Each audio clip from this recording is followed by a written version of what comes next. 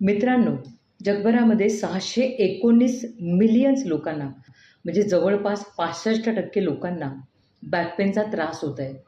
आणि याचं कारण आहे त्यांची जीवन पद्धती, 8 ते 10 तास लॅपटॉपपुढे बसणं आणि मोबाईल सातत्याने हाताळणं.